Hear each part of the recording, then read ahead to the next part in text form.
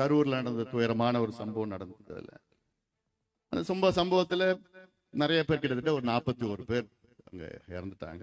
எல்லாம் பார்த்தாலே ஒரு மாதிரி இருக்கு. சின்ன சின்ன குழந்தைங்க, பெண்கள் எல்லாம். இதுல யார் இப்ப பழி போட்டுட்டு இருக்காங்க, நீ தான் காரணம், நான் தான் காரணம், அவங்க தான் காரணம், இவங்க தான் காரணம்னு பழியை போட்டுக்கிட்டு ஏதோ பண்ணிட்டு இருக்கிறாங்க. அதில் ஆனாலும் அது உண்மை வெளியில வரணும்னா சிபிஐ விசாரணை தான் வேணும். இல்ல நீதிமன்றம் தனியாக ஒரு சிறப்பு புலனாய்வுத்துறை குழுவை அமைக்கணும், ஸ்பெஷல் இன்வெஸ்டிகேஷன் டீம். அந்த நீதிமன்றம் அவங்க மேற்பார்வையில ஒரு விசாரணை நடத்தணும். ஏன்னா இதற்கு காவல்துறை சரியான முறையில, அந்த உளவுத்துறையில சரியான முறையில அங்க கணக்கெடுப்பு நடத்தல, நடவடிக்கை இல்ல. இவ்வளவு பேர் வருவாங்க, வந்து சின்ன ஒரு சந்தில தெருவுல கொடுத்துட்டாங்க. இவ்வளவு பேர் அது கொடுத்து வெளியில ஒரு நல்ல பெரிய இடத்துல கொடுத்துருக்கலாம், மைதானத்துல கொடுத்துட்டு போயிருக்கலாம். அது கூட்ட நெரிசல்ல, அந்த நெரிசல் எப்படி நடந்தது, எப்படி யார் அதை தூண்டி விட்டா, அது சூழ்ச்சி செஞ்சிருக்காங்களா, கரண்ட் எப்படி போச்சு, இதெல்லாம் நிறைய இருக்குது அதுல. ஆனா இதுல அரசியல் செஞ்சுட்டு இருக்கிறாங்க as usual. இப்ப நான் கேக்குறேன், முதலமைச்சர் கரூருக்கு நடந்தது சாயங்காலம் 7 மணி 8 மணிக்கு நடந்தது. முதலமைச்சர் 3:30 மணிக்கு, விடிய கால 3:30 மணிக்கு ஸ்பெஷல் பிளைட்ல வந்து அங்க பார்த்துட்டு போறாரு. இதே முதலமைச்சர் போன வருஷம் கள்ளக்குறிச்சியில கள்ளச்சாராயம் சாப்பிட்டு 68 பேர் இறந்தாங்க. இந்த முதலமைச்சர் அங்க ஏன் போல, அங்க ஏன் பார்க்கல? துணை முதலமைச்சர் ஏன் போல? மற்ற அமைச்சர்கள் எத்தனை பேர் போனாங்க அங்க? ஏன் அதுக்குன்னா அவங்க அந்த உயிர் ஒண்ணும் இல்லாத உயிரா? அதுவும் ராத்திரில போஸ்ட்மார்ட்டம் யாரும் பண்ண மாட்டாங்க. பொதுவா ராத்திரில அவசர அவசரமா போஸ்ட்மார்ட்டம் யூஸ்வலி பகல தான் பண்ணுவாங்க. ராத்திரில இவர் வரத்துக்கு முன்னாடியே போஸ்ட்மார்ட்டம் அவசர அவசரமா பண்ணி பார்த்துட்டு போறாங்க. இதெல்லாம் இன்னும் நிறைய என்னால பேசணும்னா பேசலாம். இதை பார்த்து 2 அமைச்சர்கள் நான் நடிப்புட. இதுல என்னன்னா, எனக்கு ஒரு சந்தேகம். இப்ப உலக நாயகன் கமலஹாசன் அவங்க அணியில இருக்கிறாரு. அவரை ஏதாவது ஒரு இம்ப்ரெஸ் பண்ணதுக்காக நடிக்கிறாங்களான்னு தெரியல. ஒருத்தர் அழுதுட்டு இருந்தாரு, ஆனா அவரை விட ஒருத்தர் அப்படியே இப்படி பார்த்துட்டு இருந்தாரு. பாருங்க போட்டோ பாருங்க, ஒண்ணுமே தெரியாத பாரு, புள்ளப்பூச்சி மாதிரி ஒருத்தர் நின்றுட்டு இருக்காரு பாரு. இப்படியே ஒருத்தர் அப்படியே மனசுக்குள்ளெல்லாம் அவருக்கு அவ்வளவு சந்தோஷம் நினைக்கிறேன். இவங்கெல்லாம் என்ன, சிபிஐ விசாரணை வந்தாதான் தெரியும் இதுல யாரு என்ன, எப்படி சதி நடந்திருக்குதா இல்லையா, சூழ்ச்சி நடந்திருக்குதா இல்லையா. ஆனா நான் இன்னைக்கு என்னால எதுவும் சொல்ல முடியல. ஆனாலும் எனக்கு ஒரு சந்தேகம், அவ்வளவுதான். இது சந்தேகம் தான், இதெல்லாம் உறுதிப்படுத்த முடியல. எனக்கு சந்தேகம் தான் இதுல. அதனால இதையெல்லாம் ஒரு சொல்ல கடமைப்பட்டிருக்கு. இதெல்லாம் இந்த அளவுக்கு நான் போய் அரசியல் தான் பேசணும்னு அவசியம் கிடையாது எனக்கு. ஆனா இன்னைக்கெல்லாம் அந்த மாதிரி ஒரு சூழலை உருவாக்கிட்டாங்க. அதே நேரத்துல எல்லாருக்கும் கடமை இருக்கு, அரசியல் கட்சிகளுக்கு கடமை இருக்கு. இப்போ எங்களை போன்ற அரசியல் கட்சிகளுக்கு கடமை இருக்கு. நாங்க தொண்டர்களை இவ்வளவு நேரம் காக்க வைக்க மாட்டோம்.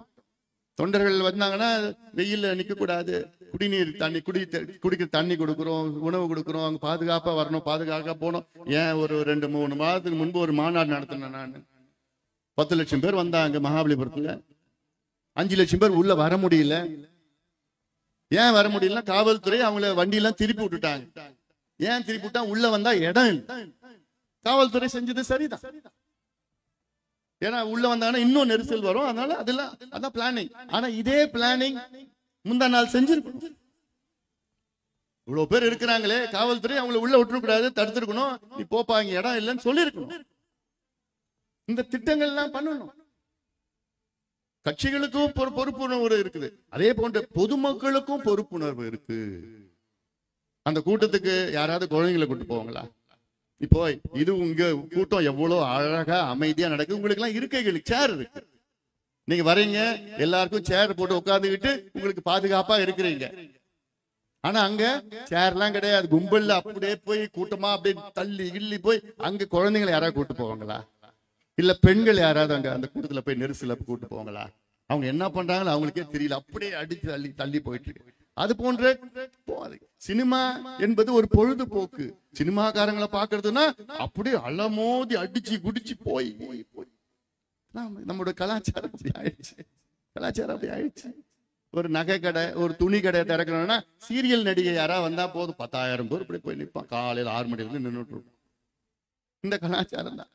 நாங்க போராட்டத்துக்கு வாங்க, டாஸ்மாக் கடையை மூடணும், விவசாய பிரச்சனை வாங்கன்னா வருவாங்க. கொஞ்சம் கொஞ்சம் மெதுவா கொஞ்சம் பேர் வருவாங்க. இதுதான் தமிழ்நாட்டுடைய தலையெழுத்து. அது வந்து நான் ரொம்ப சொல்லவும் முடியல. அதனால இதெல்லாம் புரிந்து கொள்ள வேண்டும், நீங்கள் தெரிந்து கொள்ள வேண்டும், புரிந்து கொள்ள வேண்டும். நமக்கு ஒரு மாற்றம் வர வேண்டும், மாற்றம் வர வேண்டும். அது உங்களால் தான் வர வேண்டும், உங்களால் தான் வர வேண்டும். அதுக்காகத்தான் நான் இங்கே வருகை தந்திருக்கிறேன். நான் என்னுடைய நோக்கமே நீங்க பார்த்து உரிமை மீட்க, நம் உரிமைகள் எல்லாம் மீட்டெடுக்க வேண்டும். எவ்வளோ உரிமைகள் உங்களுக்கு இருக்கு, எவ்வளோ உரிமைகள். அரசியல் சாசனம் என்றால் நம்முடைய கான்ஸ்டிடியூஷன் ஆஃப் இந்தியா. அரசியல் சாசனத்தில் உங்களுக்கு எவ்வளவு உரிமைகள், பெண்களுக்கு உரிமைகள், விவசாயிகளுக்கு உரிமைகள், இளைஞர்களுக்கு உரிமைகள், அரசு ஊழியர்களுக்கு உரிமைகள், சமூக நீதி உரிமை, எவ்வளவு உரிமை. அதை மீட்டெடுக்க வேண்டும், தலைமுறைகளை காக்க வேண்டும். வருகின்ற தலைமுறைகள் எல்லாம் சுயமரியாதையோடு, மானம் மரியாதையோடு வாழ வேண்டும். சுயமரியாதை தான் நமக்கு முக்கியம். மான மரியாதையோடு வாழனா திமுக காரனுக்கும் சுயமரியாதைக்கும் சம்மந்தமே கிடையாது. திமுக காரனுக்கும் சுயமரியாதைக்கும் எள்ளளவும் சம்பந்தம் கிடையாது. திமுக காரனுக்கும் சமூக நீதிக்கும் எள்ளளவும் சம்பந்தம் கிடையாது. திமுக காரனுக்கும் நிர்வாகத்துக்கும் எள்ளளவும் சம்பந்தம் கிடையாது. திமுக காரனுக்கும் நேர்மைக்கும் எள்ளளவும் சம்பந்தம் கிடையாது. ஊழலின் மறு உருவம். திறமையற்ற ஒரு நிர்வாகம், நேர்மையற்ற நிர்வாகம், நிர்வாகம் செய்ய தெரியாது உங்களுக்கு. இவங்கெல்லாம் முதலமைச்சரா, அமைச்சர்களா நிர்வாகம் இங்கே செய்து கொண்டு தாறுமாறாக மிக மோசடி செய்து கொண்டிருக்கின்ற திமுகவை அகற்றுவோம். சமூக நீதியை நிலைநாட்டு. திமுக ஆளுங்கட்சி திமுக அடுத்த தேர்தலை பற்றி கணக்கு செய்து கொண்டிருக்கின்றார்கள். அவர்கள் அடுத்த தேர்தலை பற்றி சிந்திக்கின்றார்கள். நானு அடுத்த தலைமுறையை பற்றி சிந்திப்பவன். நான் திமுக அடுத்த தேர்தல்ல எவ்வளவு கொடுக்கலாம், இந்த வீட்டுல எவ்வளவு ஓட்டு இருக்குது, இப்படி எப்படி கொடுக்கலாம், என்ன பொருள் கொடுக்கலாம், எப்படி ஏமாத்தலாம். ஆனா நானு உங்க பிள்ளைகளை எப்படி படிக்க வைக்கலாம், படிச்ச பிள்ளைங்களுக்கு எப்படி வேலையை வாங்கி கொடுக்கலாம், உங்களுக்கு எப்படி வீடு நல்லா கட்டி கொடுக்கலாம், நல்ல கல்லு வீடா இருக்கணும், உங்க வீட்டுல கழிப்பறைகள் இருக்கணும், உங்க வீட்டுல மின்சாரம் இருக்கணும், நீங்க எல்லாம் நல்ல சந்தோஷமா மகிழ்ச்சியா இருக்கணும், விவசாயிகள் நல்ல கௌரவமா வாழணும். காலையில இங்க என்ன ஊர் இது, துரைசாமிபுரம். காலையில இங்க துரைசாமிபுரம் ஒரு ஊருக்கு போயிருந்தேன். அந்த ஊர்ல இங்க சிவகாசினா என்ன, பட்டாசு தொழிற்சாலை. பட்டாசு தொழிலாளர்களை, குறிப்பாக பெண்களை, தாய்மார்களை அங்கே நான் சந்திச்சு எனக்கெல்லாம் மன வேதனையோடு திரும்பி வந்தேன். நான் சிவகாசினாலே உலக புகழ் பெற்றது பட்டாசுக்கு. இந்தியாவுடைய 95 விழுக்காடு பட்டாசு சிவகாசியில தான் தயார் செய்கிறது. சிவகாசினா இந்த மாவட்டத்துல, விருதுநகர் மாவட்டத்துல பக்கத்துல, அங்க அந்த பக்கத்துல இந்த மாவட்டத்துல. அப்படி பெருமை மிக்க இந்த மாவட்டத்துல தொழிலாளர்கள் என்ன நிலையில் இருக்கிறாங்க, அவங்களுக்கு பாதுகாப்பு ஒரு பக்கம் இல்லை. விபத்துக்கள், பல விபத்துக்கள். இந்த ஒரு வருஷத்துல 8 மாசத்துல 10 விபத்துகள், 31 பேர் இறந்திருக்கிறாங்க, 25 பேர் காயப்பட்டிருக்கிறாங்க. அவங்க மேல அந்த பவுடர் எல்லாம் பார்த்தா, கையில பார்த்தா சாயம் அப்படியே பூத்து போயிடுச்சு. அவ்வளவு எவ்வளவு காசு, எவ்வளவு கூலியுமா, 320 ரூபாய். காலையில 9 மணில இருந்து 5 மணி வரைக்கும் வேலை செய்யணும்.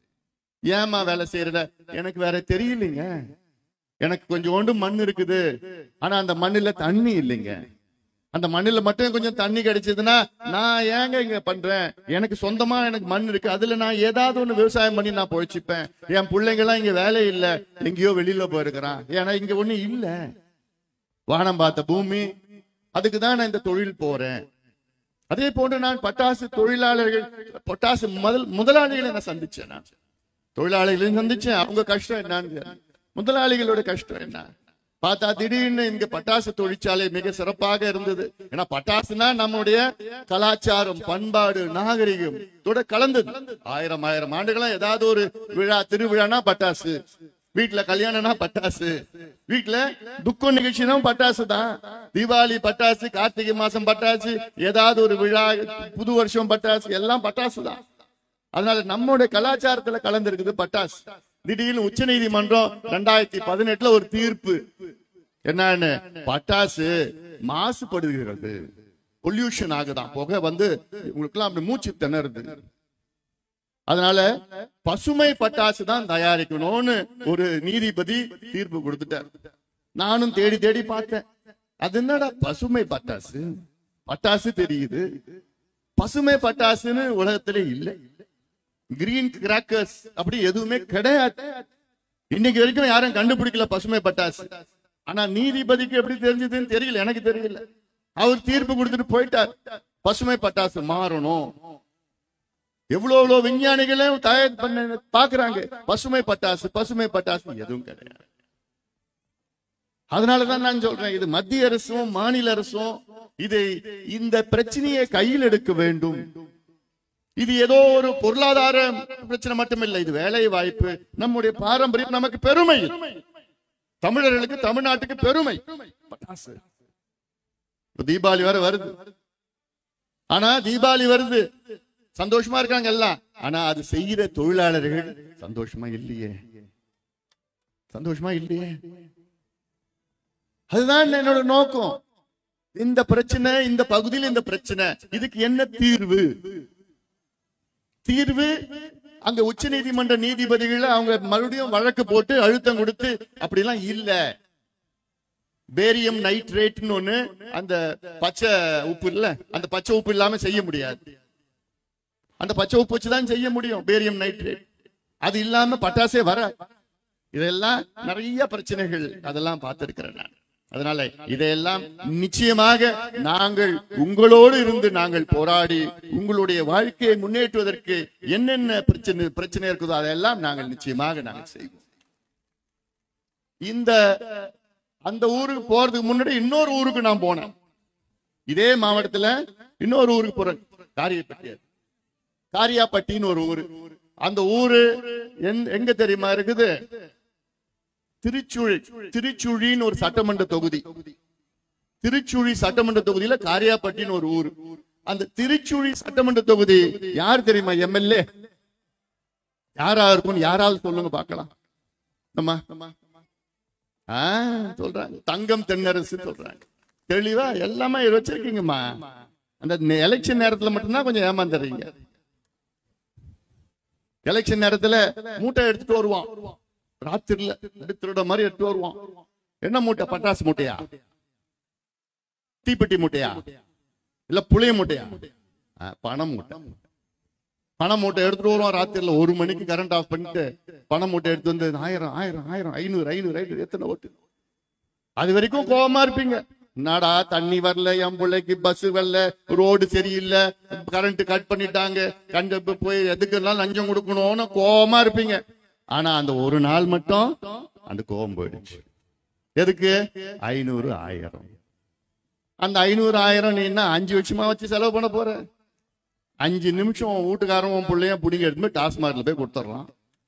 5 நிமிஷம் அன்னைக்கு ஒரு நாள் தான் வருது. அதுக்காக நீ அவனுக்கு ஓட்டு போடுற, 5 வருஷம் ஏமாறுற. மறுபடியும் அடுத்த தேர்தல் வருது, 500 ரூபாய் கொடுத்தவன் இப்போ கொள்ளடிச்சு 1000 ரூபாய் கொடுப்பான். 4 ஓட்டு 4000. 4000 சரிப்பா, மனசாட்சி கேட்கல. இவனுக்கு 2 ஓட்டு, அவனுக்கு 2 ஓட்டு, உனக்கு பிடிச்சவனுக்கு 2 ஓட்டு, உனக்கு காசு கொடுத்தவனுக்கு 2 ஓட்டு. இதுதான் நடக்குதுமா. காலங்காலமா நாங்களாம் பார்த்துட்டோம். நாங்களும் எப்படி எப்படியோ முட்டி மோதி பார்த்து நாங்க உங்களுக்கு படிப்பு கொடுக்குறோம், உங்களுக்கு நாங்க வேலையை ஏற்பாடு பண்றோம், உங்களுக்கு விவசாயத்துக்கு நாங்க எதுவா இருக்கிறோம், உங்களுக்கு பிரச்சனைகளுக்கு எல்லாம் நாங்க கூட இருந்து போராடுற. இப்ப திலகமாமா இருக்கிறாங்க இங்க, சாராய கடை டாஸ்மார்க் கடையை மூடணும்னு சொன்னாங்க, மூடல. உடனே இங்க இவங்களும் ஒரு 40 பெண்களும் போய் அடிச்சு நொறுக்கி கொளுத்தினாங்க கடையை. 20 நாள் ஜெயில போட்டாங்க, மதுரை ஜெயில. நான் போய் பார்த்துட்டு வந்தேன். அப்போ இதுக்கு மேல என்ன பண்ணணும்? நீங்கள் யாரு உண்மையானவர்கள்? உங்களுக்கு யார் உண்மையா உழைக்கின்றவர்கள்? எது பார்த்தாலும் ஆனா ஒன்னே ஒண்ணு நினைச்சுக்குங்க. எலெக்ஷன் வந்ததுன்னா, இந்த தேர்தல் வந்ததுன்னா ஒன்னே ஒண்ணு நினைச்சுக்குங்கம்மா, உங்க பிள்ளைக, பேர பிள்ளைக, பெண் பிள்ளைக, ஆண் பிள்ளைக, பேர பிள்ளைகளை பத்தி நினைச்சுக்கங்க. எலெக்ஷன் பூத்துல போறப்போ ஐயோ என் புள்ள நல்லா இருக்கணும்பா, என் பேர பசங்க நல்லா இருக்கணும், என் கொள்ளு பேர பசங்க நல்லா இருக்கணும்னா திமுகவுக்கு ஓட்டு போடக்கூடாது. அது மட்டும் முடிவு பண்ணுமா, அது மட்டும் முடிவு பண்ணி.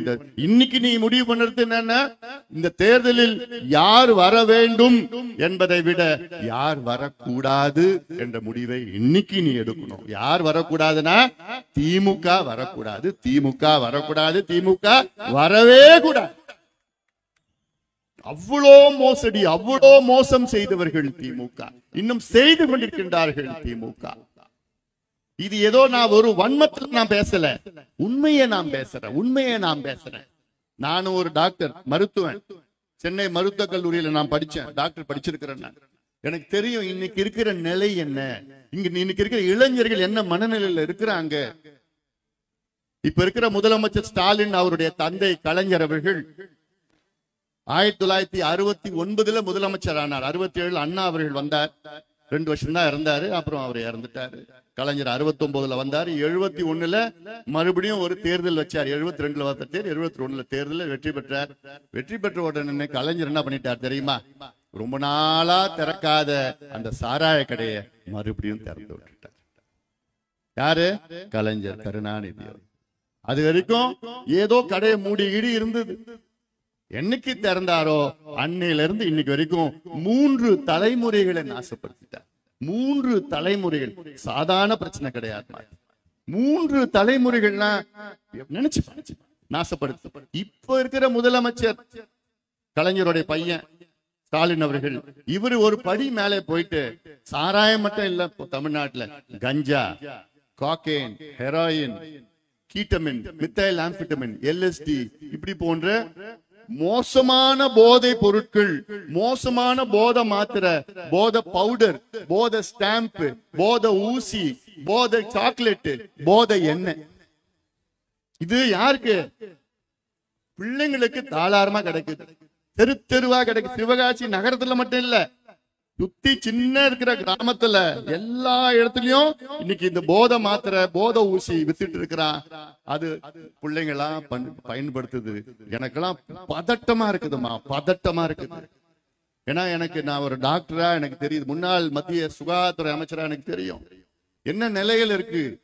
கலைஞர் என்னைக்கு சாராய கடை திறந்து 3 தலைமுறையில அழிச்சிட்டாருல்ல, இப்ப ஸ்டாலின் அவர்கள் உங்க பிள்ளைகள், உங்க பேர பிள்ளைகளை அழிக்க துடித்து கொண்டிருக்கின்றார். அதை நீங்கள் ஒருபொழுதும் விடக்கூடாது. அதுதான் இந்த எச்சரிக்கைக்காக தான் நான் இங்கெல்லாம் வந்து பேசிட்டு இருக்கேன் உங்க கூட. நான் சொன்ன இந்த நோக்கம், என்னுடைய நடைபயணம் உங்க பிள்ளைகள், உங்க பேர பிள்ளைகள் நல்லா இருக்கணும் தான் நான் வந்திருக்கிறேன். ஆனால் திமுக கலைஞர் ஸ்டாலின் அவர்கள் அதை பத்தி எந்த கவலையும் இல்லை, சரளமா வித்துட்டு இருக்கிறாங்க. எங்க பார்த்தாலும் வித்துட்டு இருக்கிறாங்க. மது குடிச்சா, சாராயத்தை குடிச்சா, பிஸ்கி பிராந்தியை குடிச்சா வந்து வீட்டுக்கு வந்தான்னா, உன் பிள்ளையோ பேர பசங்க வீட்டுக்கு வந்தாங்கன்னா நாத்தடிக்கும், உங்களுக்கு தெரிஞ்சு போடுவோம், குடிச்சிட்டு வந்துட்டான். ஆனா இந்த போதை மாத்திரையும் போதை ஊசி போட்டானா நாத்து மடிக்காது, ஒண்ணுமே தெரியாது. அவன் மாட்டம் வருவான், வந்து சாப்பிடுவான், போவான், போயிட்டு வரேன்னு சொல்லிட்டு போயிடுவான். உங்களுக்கு தெரியறதுக்கு 1 வருஷம் 2 வருஷம் ஆகும். ஆனா 1 வருஷமா அந்த போதை புழக்கத்துக்கு அடிமையாகனா அவனை மீட்டெடுக்க முடியாது. இது எத்தனையோ லட்சக்கணக்கான குடும்பங்களுடைய நிலை இதுதான். அதனால்தான் நான் திருப்பி சொல்லிட்டு இருக்கிறேன், தமிழ்நாட்டுடைய பெண்களே, தாய்மார்களே, சிந்தித்து பாருங்கள். நாளைக்கு உங்க கையில தான் இருக்குது உங்க பிள்ளைகளுடைய எதிர்காலம், உங்க பேர பிள்ளைகளுடைய எதிர்காலம் உங்கள் கையில் இருக்கிறது. ஏமாறாதீங்க. வந்து 1000, 2000, 3000 ரூபாய் கொடுக்குறேன் இப்படி எல்லாம் வந்து திமுக காரன் சொல்லுவான். தயவு செய்து ஏமாறாது. நாளைக்கு ஐயோ அன்னைக்கு அன்புமணி அன்னைக்கே சொன்னாரு, நான் தப்பு பண்ணிட்டேன்னு நினைச்சுக்காதீங்க. நான் இது ஒரு எச்சரிக்கை, ஒரு மருத்துவனாக நான் சொல்கின்றேன். இது என்னுடைய கடமை. தமிழ்நாட்டில் உள்ள என் தம்பிகளும் என் தங்கைகளும் நல்ல நிலைமையில் இருக்க வேண்டும். அந்த நோக்கம் தான் இந்த நடைபயணம். அது மட்டும் இல்லம்மா, இன்னைக்கு இது மாதிரி மதுவை குடிச்சுக்கிட்டு போதை பழக்கத்துக்கு ஆளான இந்தவன்கள்லாம் என்ன ஆயிடுறாங்க? மிருகமா மாறிடுறான். அவனுக்கு என்ன நடக்குன்னே தெரியல. கொஞ்ச நேரம் நான் உன் பிள்ளைய பத்தி நான் பேசிட்டு இருக்கிறேன். கொஞ்ச நேரம் அமைது, ஒரு 5-10 நிமிஷம். என்னன்னா, என்னைக்கு இந்த போதை மரத்துல போடுறான், போதை ஊசி போடுறானோ அவன் மிருகமாயிரான். அவனுக்கு என்ன நடக்குன்னு தெரியல. 4 வயசு குழந்தையும் விட்டு வைக்கிறது இல்ல, 80 வயசு பாட்டியும் விட்டு வைக்கிறது இல்ல. உண்மையை நான் சொல்றேம்மா. அன்னைக்கு பார்த்தா அந்த ஊர்ல 80 வயசு பாட்டிய ஒருத்தன் கூட்டுன்னு போய் பாலியல் வன்கொடுமை. 80 வயசு. ஆனா அவனுக்கு கேட்டா அவனு மிருகமாயிட்டான், அவனுக்கு தெரியல. 4 வயசு குழந்தை, 8 வயசு குழந்தை. கும்மிடிப்பூண்டி பகுதியில ஒரு கிராமத்துல 8 வயசு குழந்தை ஸ்கூல் முடிச்சுட்டு வீட்டுக்கு போகுது, பாட்டி வீட்டுக்கு போகுது. அந்த பெண் குழந்தைய ஒருத்தன் போய் தூக்கிட்டு போயிட்டு பாலியல் வன்கொடுமை செஞ்சு அவனை கண்டுபிடிக்கல முடியல. அவங்க அப்பா அம்மா போலீஸ் ஸ்டேஷன் போய் கம்ப்ளைண்ட் கொடுக்குறாங்க. என் பொண்ணை கெடுத்துட்டான், யாருக்கு எடுத்தான்னு தெரியல, ஒரு மோசமா அப்படியே மூஞ்சிலாம் புரண்டு இரண்டு பார்த்தாலே எனக்கு. அதன் பிறகு நம்ம கட்சிக்காரங்க எல்லாம் போய் போலீஸ் ஸ்டேஷன்ல போய் அழுத்தம் கொடுத்த பிறகுதான் எஃப்ஐஆர் போடுறாங்க. எஃப்ஐஆர் போட்டு அமைதியா இருக்கிறாங்க போலீஸ்ல. அதன் பிறகுதான் நம்மளுடைய திலகபாமா அவர்களே நான் போன்ல பேசி, நீங்க அங்க போங்க, அங்க போய் நீங்க போராடுங்க சொன்னா அந்த அம்மா போனாங்க.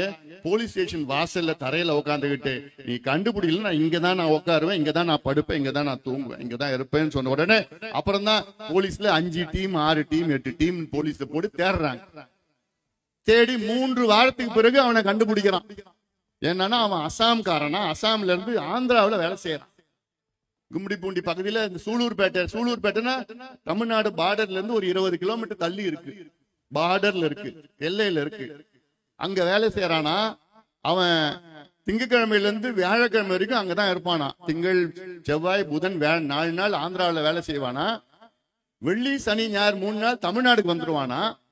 ஏன் வரடா தமிழ்நாடு கேட்டா, அங்கதான் எனக்கு போதை நிறைய கிடைக்குது, கஞ்சா கிடைக்குது, போதை ஊசி கிடைக்குது, சாராயம் கிடைக்குது, அங்க அதை போட்டுக்கிட்டு நான் என்ன பண்ணணும்னு எனக்கே தெரியலன்னு ஒருத்தன் சொல்றானா.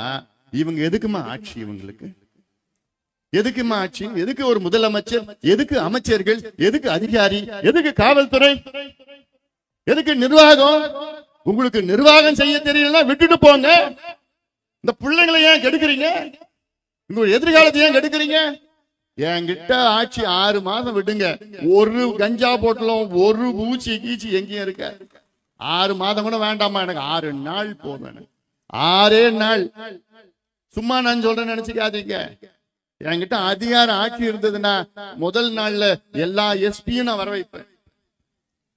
எல்லா மாவட்ட எஸ்பியும் என் தலைமையில் ஒரு மீட்டிங் போட்டு சொல்லுவேன், எஸ்பி 1 வாரம் நான் டைம் கொடுக்கறேன். உங்க மாவட்டத்துல எங்கேயாவது 1 வாரத்துக்கு பிறகு யாராவது கஞ்சா வித்தாங்க, இந்த போதை மாத்திரை போதை ஊசி எங்கேயாவது வித்தாங்கன்னா உங்களை நான் சஸ்பெண்ட் பண்ணிடுவேன். அவ்வளவுதான். அடுத்து எஸ்பி என்ன பண்ணுவார்? அடுத்த நாள் அங்க வந்து மீட்டிங் போட்டு டிஎஸ்பி, இன்ஸ்பெக்டர், சப் இன்ஸ்பெக்டர், ஏடிகிட்டு எல்லாரையும் கூப்பிட்டு வச்சுப்போ, என் வேலை போயிடுயா, உன் எல்லையில யாராவது வித்தீங்கன்னா உன்னை நான் சஸ்பெண்ட் பண்ணுவேன்னு சொல்லுவார். யாராவது விற்க முடியுமா? காவல்துறைக்கு தெரியாம யாராவது விற்க முடியுமா? முடியாது. இது சாதாரணமா செய்யும். ஆனால் அந்த தைரியம் இப்ப இருக்கிற முதலமைச்சருக்கு இல்ல. திறமையில தைரியமும் கிடையாது.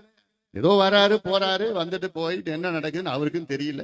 எழுதி கொடுக்குறாங்க, படிச்சு வச்சுட்டு போயிடறாரு, அவ்வளவுதான்.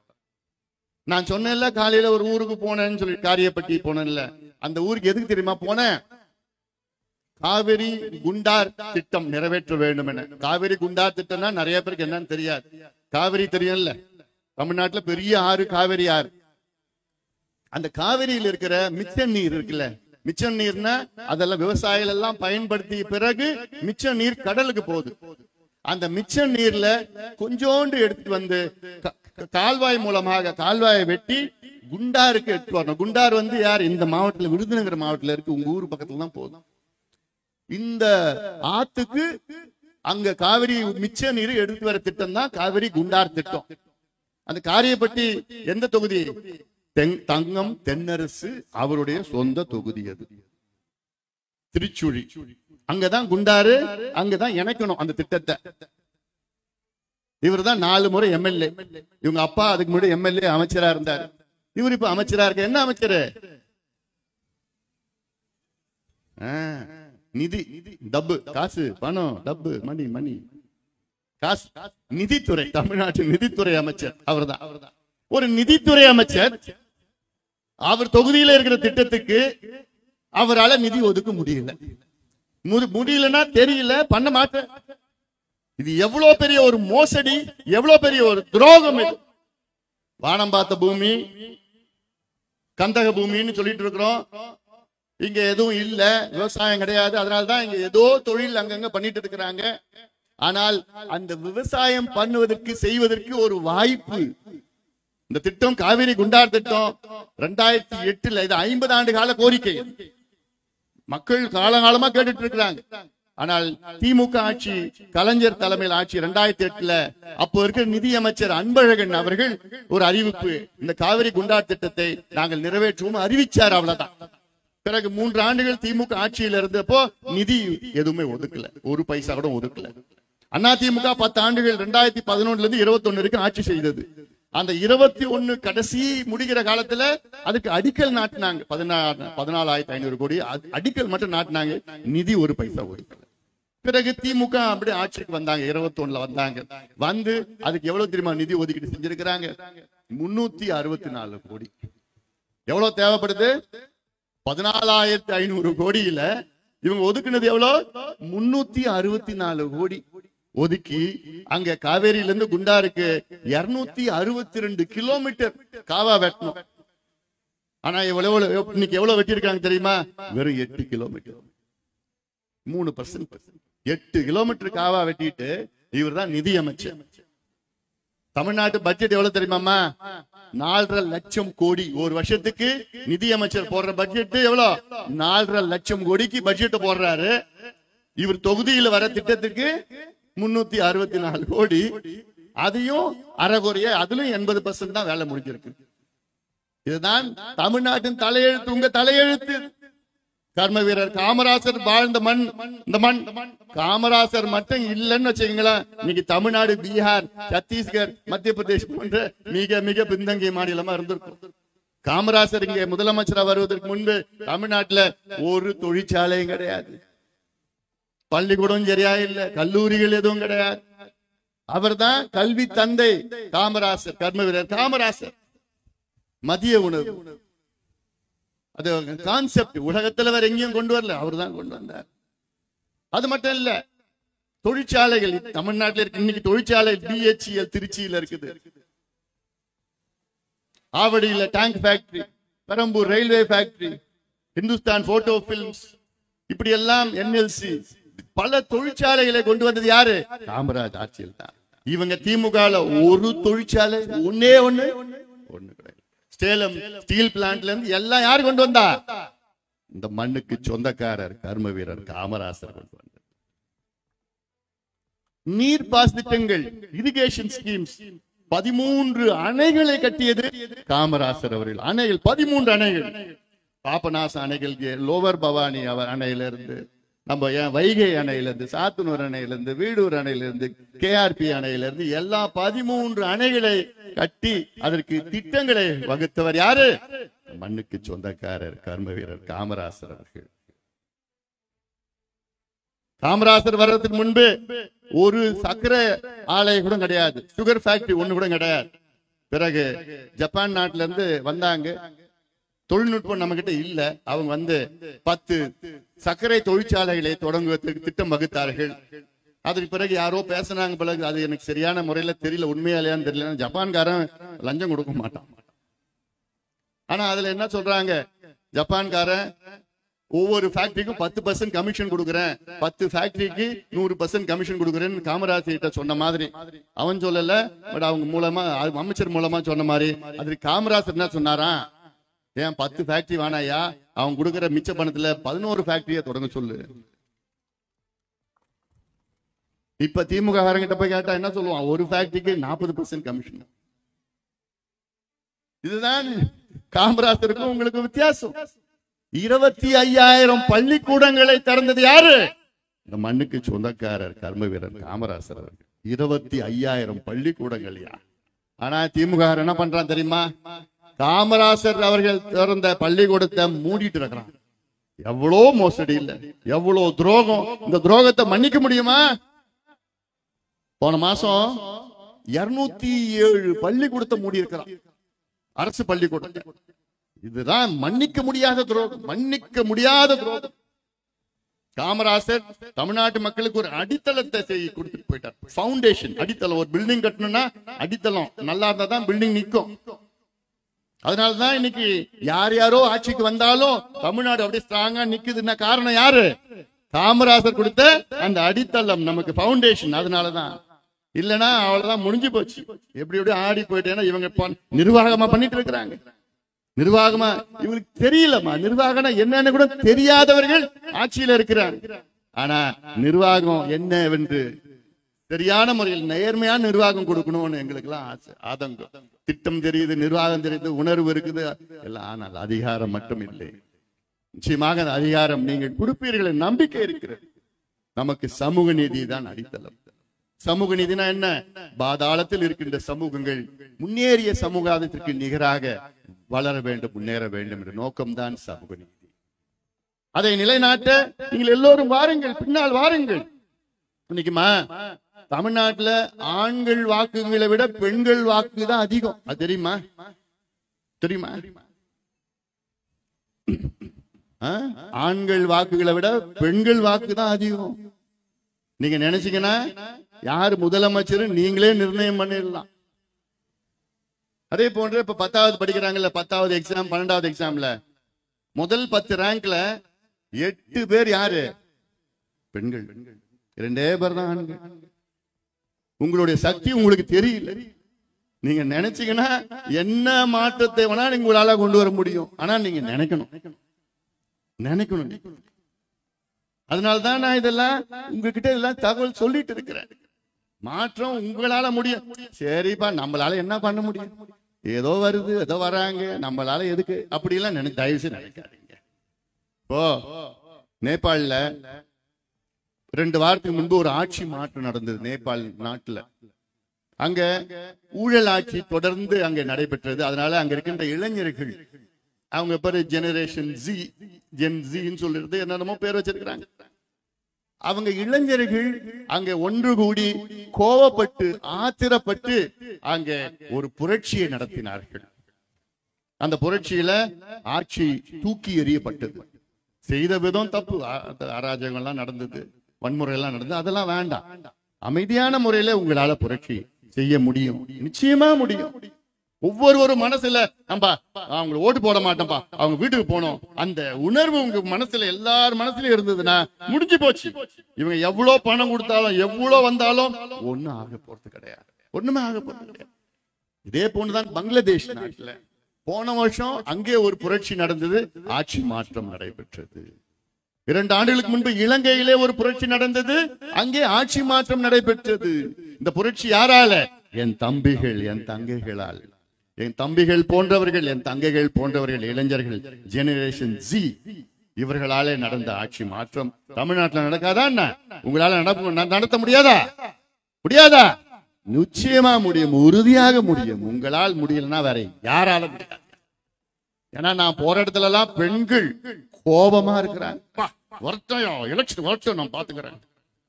இவ்வளவு மோசமா, இவ்வளவு ஏமாத்துறாங்க. எலெக்ஷன் வர்றதுக்கு முன்னாடி நான் எவ்வளவு வாக்குறுதி, இவரு இந்த வாக்குறுதி, அந்த வாக்குறுதி, வானத்தை வில்லாதே என்ன பண்ணுவேன்.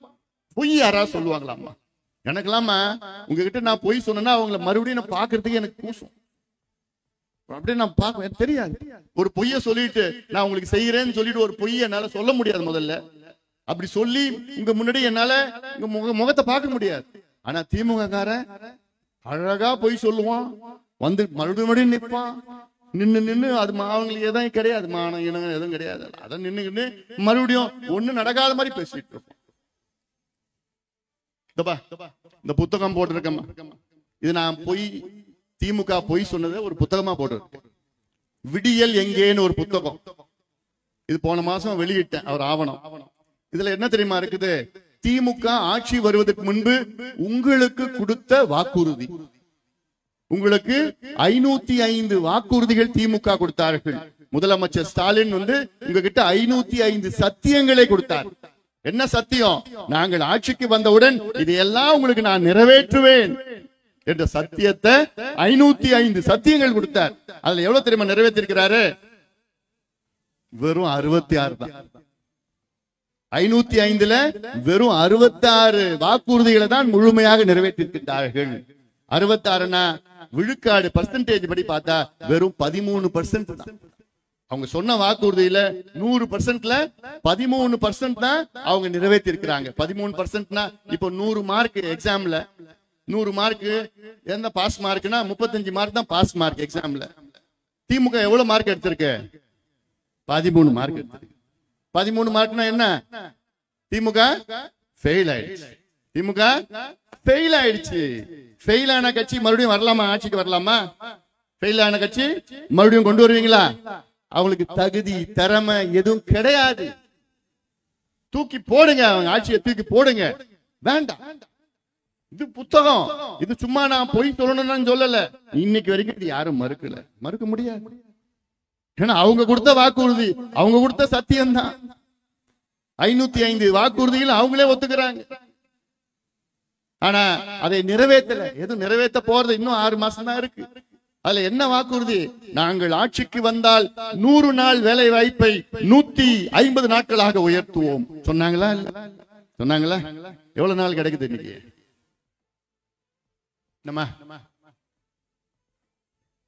அதாவது திமுக ஆட்சிக்கு வந்து 85 லட்சம் பேர் பதிவு பண்ணிருக்கிறாங்க வேலைக்கு. 100 நாள் வேலைக்கு 85 லட்சம் பேர் பதிவு பண்ணி 75 லட்சம் பேர் அதுல வேலை செஞ்சுட்டு இருந்தாங்க ஆட்சிக்கு வந்து. இன்னைக்கு இந்த வருஷம் 75 லட்சம் பேர்ல 45 லட்சம் பேருக்கு தான் வேலை கிடைச்சிருக்குது. எவ்வளவு நாள் தெரியுமா வேலை கிடைச்சிருக்குது? திமுக எவ்வளவு நாள் சொன்னாங்க? நாங்கள் ஆட்சிக்கு வந்தால் 100 நாள் வேலை வாய்ப்பை 150 நாளாக உயர்த்துவோம் சொன்னாங்க. இன்னைக்கு அந்த 45 லட்சம் பேருக்கு எவ்வளவு தெரியுமா கிடைச்சிருக்குது? 9.5 நாள். எவ்வளவு? 9.5 10 நாள். அவ்வளவுதான். இன்னும் ஒரு 6 மாசம் இருக்கு இந்த நிதி ஆண்டு முடியறதுக்கு. 5 மாசம். அடுத்த ஆண்டு மார்ச் 31 முடியும். அதுக்குள்ள எவ்வளவு நாள் கொடுப்பாங்க? மொத்தம் 18 நாள் கொடுப்பாங்க. ஆக சொன்னது 150 நாள், கொடுக்கிறது இன்னைக்கு வரைக்கும் 10 நாள். எவ்வளவு பெரிய ஒரு மோசடி, எவ்வளவு பெரிய பொய் இது. நாங்கள் ஆட்சிக்கு வந்தால் நீட் தேர்வை ரத்து செய்வோம் சொன்னாங்க. பண்ணாங்களா? அது ஒரு வாரத்துல ரத்து, ஒரு வாரத்துல ரத்து. எங்களால் எப்படியா ரத்து பண்ணுவேன்னா எங்களுக்கு அந்த மந்திரம் தெரியும். இப்படிலாம் பேசினாங்கம்மா, இப்படிலாம் பேசினாங்கம்மா. இந்த 4 வருஷம் ஆயிடுச்சு. நீட் தேர்வு ரத்து பண்ணாங்களா? ஒண்ணும் பண்ணல. நாங்கள் ஆட்சிக்கு வந்தால் நகை கடன் தள்ளுபடி பிடிச்சம்பார் நம்ம பண்ணாங்களா? அவங்க சொல்றத நம்பி வர நீங்க உங்களுடைய 2 பவுன் 3 பவுன் 5 பவுன் நகையை வச்சு அவங்க ஆட்சிக்கு வந்தானா அது தள்ளுபடி பண்ணி திருப்பி எடுத்துடலாம்னு நீங்க நினைச்சிட்டீங்க. நிறைய பேருடைய நகை போயிடுச்சு, முழுகி போயிடுச்சு கடன்ல. நாங்கள் ஆட்சிக்கு வந்தால் கல்வி கடன் ரத்து, உங்க பிள்ளைகளை படிச்ச கல்வி கடன் ரத்துன்னு சொன்னாங்க. ரத்து பண்ணாங்களா? விவசாய கடன் ரத்துன்னு சொன்னாங்க. அதுவும் ஏமாத்திட்டாங்க, அதுவும் ரத்து இல்ல. நாங்கள் ஆட்சிக்கு வந்தால் மாதம் மாதம் மின் கணக்கு எடுப்போம். கரண்ட் பில்லு மாசம் மாசம் எடுப்போம். கரண்ட் பில்லு மாசம் மாசம் எடுத்தாங்க. இப்ப 2 மாசம் ஒரு முறை எடுக்கிறாங்க. அதனாலதான் உங்களுக்கு எவ்வளவு வருது? இப்போ 3000 ரூபாய் வருதுன்னு வச்சுக்கீங்களேன். மாசம் மாசம் எடுத்தாங்கன்னா அதுல உங்களுக்கு கரண்ட் பில்லு கிட்டத்தட்ட 1000 ரூபாய் தான் வரும். 1500 ரூபாய் வராது, 1000 ரூபாய் தான் வரும். மாசம் மாசம் எடுத்தாங்க. அதுதான் ஸ்லாப் இருக்குது, ஒவ்வொரு ஸ்லாப் இருக்குது, குறையும். இதத்தான் நாங்க 15 வருஷமா சொல்லிட்டு வரோம். ஆனா இது எல்லாம் இந்த புத்தகத்துல போட்டிருக்கிறாங்க. திமுக நாங்கள் ஆட்சிக்கு வந்தா மாசம் மாசம் கரண்ட் பில் எடுப்போம். நான் போய் இப்ப கேட்டேன், ஏன் மாசம் மாசம் எடுக்கலன்னா, இல்ல நாங்க ஸ்மார்ட் மீட்டர் போட்டாதான் அங்க எடுப்போம். ஸ்மார்ட் மீட்டர் எப்படா வரும்னு கேட்டா அது இன்னும் 3 வருஷம் ஆகும். நீ இருக்க போறது என்ன 4 மாசம் தான். இப்படி எல்லாம் பொய்யை சொல்லி உங்களை ஏமாற்றி தொடர்ந்து நாங்கள் ஆட்சிக்கு வந்தால் 5 லட்சம் அரசு ஊழியர்கள், அரசு வேலைகளை புதிதாக உருவாக்குவோம். ஒரு வேலை கூட உருவாக்கல. நாங்கள் ஆட்சிக்கு வந்தால் தனியார் தொழிற்சாலைகளில் அங்க இருக்கின்ற உள்ளூர் இளைஞர்களுக்கு 75 விழுக்காடு வேலை வாய்ப்பை உருவாக்க சட்டத்தை கொண்டு வருவோம். வாக்குறுதி. இன்னைக்கு வரைக்கும் சட்டம் வரல, வேலையும் வரல. தென் மாவட்டங்கள்லாம் என்ன? வறண்ட பூமி. எங்க போனாலும் சீம கருவேலை. ஏன் சீம கருவேலை? விவசாயம் இல்ல. அது செய்யலாம். தென்பெண்ணை தாமிரபரணி ஆறு தெற்க போயிட்டு இருக்கு. உங்க மாவட்டத்தில் தெற்க தாமிரபரணி போயிட்டு இருக்கு. வருஷத்துல கிட்டத்தட்ட அதுல 10-15 டிஎம்சி தண்ணி கடல்ல போகுது. அந்த தண்ணி எல்லாம் இங்க இந்த மாவட்டத்துக்கு திருப்பி விடலாம். நான் சொன்னேன்ல, காவிரியில போற 7 டிஎம்சி 8 டிஎம்சி தண்ணிய காவா மூலமா இந்த மாவட்டத்தில் கொண்டு வந்து ஏரி குளங்கள் நிரப்பலாம். காவிரி குண்டார் திட்டத்தை நிறைவேற்றினால் 1,10,000 ஏக்கர் பாசனம் செய்யலாம். எங்க? கரூர் மாவட்டம், புதுக்கோட்டை, சிவகங்கை, திருச்சி, ராமநாதபுரம், விருதுநகர் மாவட்டம் 1,10,000 ஏக்கர் பாசனம் செய்யலாம். கிட்டத்தட்ட 700 ஏரிகள் நிரப்பலாம். உங்க வீட்டுல கிணத்துல தண்ணி கிடைக்கும், விவசாயம் மட்டும் குடிநீர் பிரச்சனை தீரும். இந்த நிலை வேணும்னா ஒரு மாற்றத்தை கொண்டு வாங்க. இந்த திட்டத்தை சாதாரணமா நிறைவேற்றலாமா? சாதாரணமா நிறைவேற்ற. கர்நாடகாவில போன வாரம் அங்க ஒரு திட்டம் அறிவிச்சாங்க. எவ்வளோ? 70,000 கோடி ரூபாய்க்கு அப்பர் கிருஷ்ணா இரிகேஷன் ஸ்கீம். 70,000 கோடி ஒரே திட்டம். ஆனா இங்க நிதியமைச்சருடைய சொந்த தொகுதியில திட்டம் வருது. எவ்வளோ? 364 கோடி. எத்தனை? எவ்வளவு திட்டத்துக்கு? 14,500 கோடி திட்டத்துக்கு 364 கோடி ஒதுக்கீடு செய்யறாருன்னா என்ன மனநிலையில இருக்கிறாரு? நீங்க எல்லாம் என்ன முட்டாள்களா? உங்களுக்கு எல்லாம் அறிவு இல்லையா? உங்களுக்கு எல்லாம் வந்து எந்த உணர்வு இல்லையா அப்படின்னு நினைச்சிட்டு இருக்கிறாங்க. நிச்சயமா இல்ல. நீங்க எல்லாம் தெளிவானவர்கள், சிந்தனை உள்ளவர்கள். இவங்க எல்லாம் வீட்டுக்கு அனுப்புங்க, அனுப்பி விடுங்க. சாதிவாரி கணக்கெடுப்பு நடத்தணும்னு கேட்டோம். நான் முடிச்சிடமா கடைசியில். சாதிவாரி கணக்கெடுப்பு என்றால் சாதிவாரி கணக்கெடுப்புன்னா இது ஏதோ சாதி பிரச்சனை கிடையாது. இது சமூக நீதி பிரச்சனை. சமூக நீதினா என்ன? இப்போ காலங்காலமா சாதியை வைத்துத்தான் அடக்குமுறைகள் நடைபெற்று வருகின்றன. இந்த சாதியா நீ நீ வந்து எந்த சாதியா நீ தோல்ல போடக்கூடாது, நீ தான் மரம் ஏறணும், பணம் மரம், இப்படி எல்லாம் அந்த காலத்துல அடக்குமுறைகள் சாதியை வைத்துதான் நடைபெற்றது. இப்போ விடுதலை அடைந்த பிறகு எல்லாமே படிக்கணும், படிச்சு வேலைக்கு போனாதான் நம்ம முன்னேற முடியும். சரி, இன்னைக்கு எந்தெந்த சமுதாயம் என்ன நிலையில இருக்குன்னு எப்படி தெரியும்? தெரியாது. அதுக்கு நீ கணக்கெடுப்பு நடத்தணும். கடைசியா எடுத்த கணக்கெடுப்பு 1931 வெள்ளக்காரங்காலத்துல எடுத்த கணக்கு. ஒவ்வொரு வீட்லயும் யார் என்ன சமுதாயம் என்ன கணக்கெடுப்பு நடத்தி அந்த கணக்கெடுப்புலாம் இப்ப போயிடுச்சு, ஒண்ணும் இல்ல. இன்னைக்கு கணக்கெடுப்புனா சாதாரணமா ஒரு தமிழ்நாட்டுல 2 கோடி குடும்பம் இருக்கு. இந்த 2 கோடி குடும்பமும் என்ன நிலையில இருக்கிறாங்கன்னு தெரியறதுக்கு முதலமைச்சர் ஸ்டாலினுக்கு மனசு இல்ல. ஆனா இதே கர்நாடகா முதலமைச்சர் அவரு கணக்கெடுப்பு நடத்தி முடிச்சிட்டாரு. இப்ப 2வது முறை எடுக்கிறார். ஆந்திரா முதலமைச்சர் நடத்திட்டு இருக்கிறார். தெலுங்கானா முதலமைச்சர் நடத்தி முடிச்சிட்டார். ஒரிசா முதலமைச்சர் நடத்தி முடிச்சிட்டார். பீகார் முதலமைச்சர் நடத்தி முடிச்சிட்டார். ஜார்க்கண்ட் முதலமைச்சர் நடத்திட்டு இருக்கிறார். இவ்வளோ மாநிலங்கள்ல அவங்க மக்கள் என்ன நிலையில இருக்கிறாங்க, பெண்கள் என்ன நிலையில இருக்கிறாங்க, இளைஞர்கள் என்ன நிலையில இருக்கிறாங்க, விவசாயிகள் என்ன நிலையில இருக்கிறாங்க, தொழிலாளர்கள், வியாபாரிகள், மீனவர்கள், மாணவர்கள், அரசு ஊழியர்கள் என்ன நிலையில இருக்கிறாங்க தெரியறதுக்கு கணக்கெடுப்பு நடத்தணும்.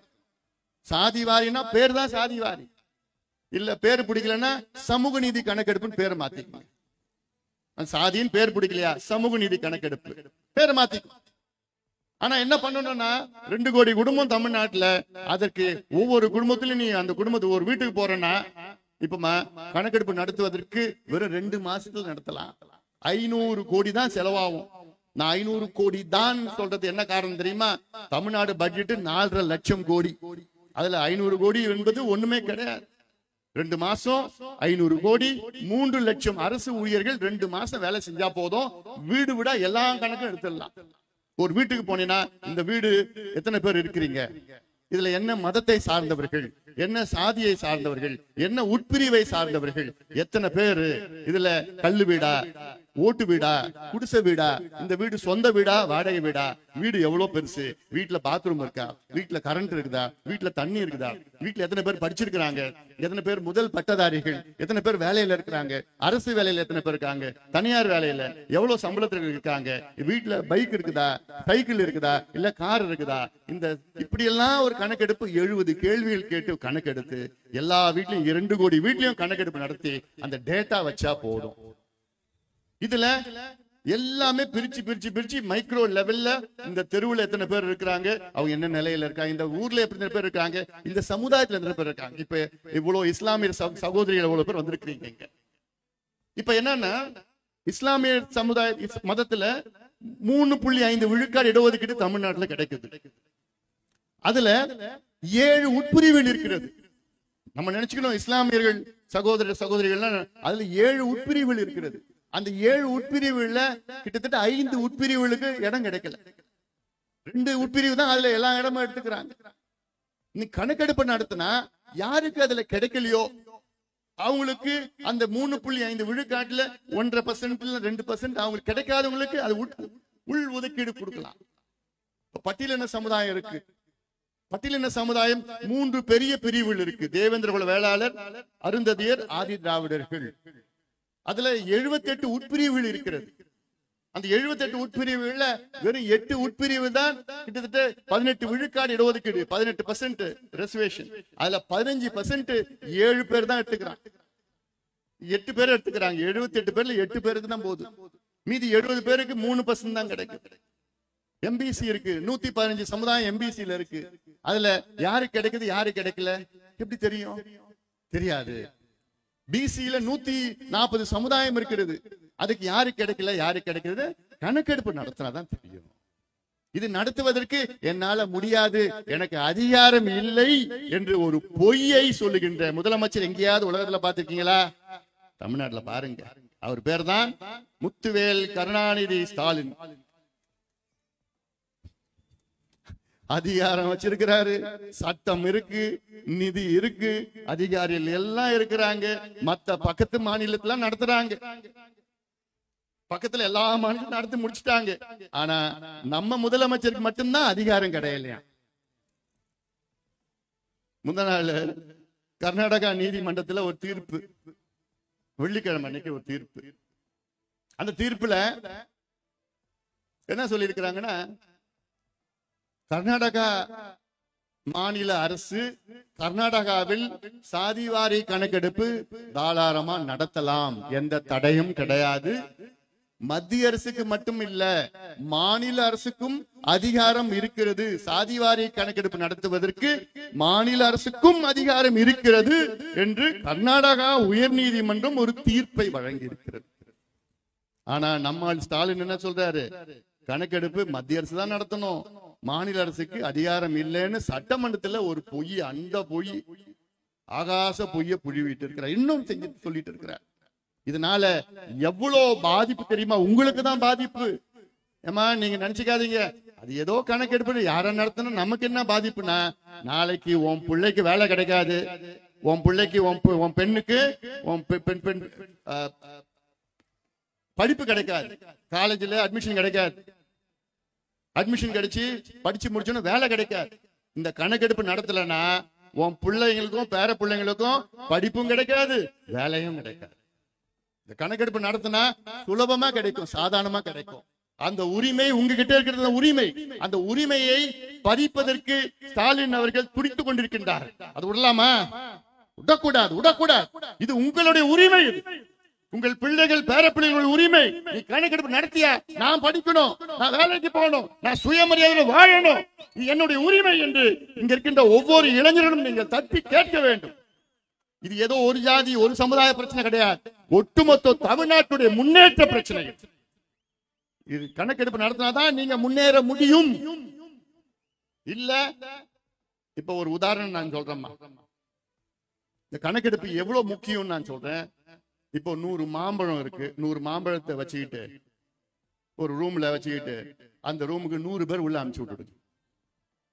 சரி, ஆளால் ஒரு மாம்பழம் எடுத்துக்கங்க சொன்னா, ஆளால் ஒரு மாம்பழம் எடுத்துப்பாங்களா? எடுத்துப்பாங்களா? வாட்ட சாட்டமா யார் இருக்காங்களோ அவன் ஒரு 5-6 மாம்பழம் அப்படியே மாறி எடுத்துட்டு போயிடுவான்.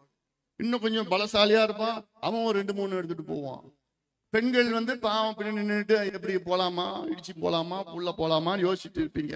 இப்படி இருப்பான், ஒல்லியா இருப்பான், அவனால உள்ள போக கூட முடியாது. இதுதான் இப்போ இடஒதுக்கீடு கிடைச்சும் ஆனா உங்களுக்கு இடம் கிடைக்கல. நீங்க பிசில வரீங்க, எம்பிசில வரீங்க, எஸ்டில வரீங்க, எஸ்சில வரீங்க, எல்லாம் வரீங்க. ஆனா உங்களுக்கு படிப்பு கிடைக்கல, வேலை கிடைக்கல. ஏன்?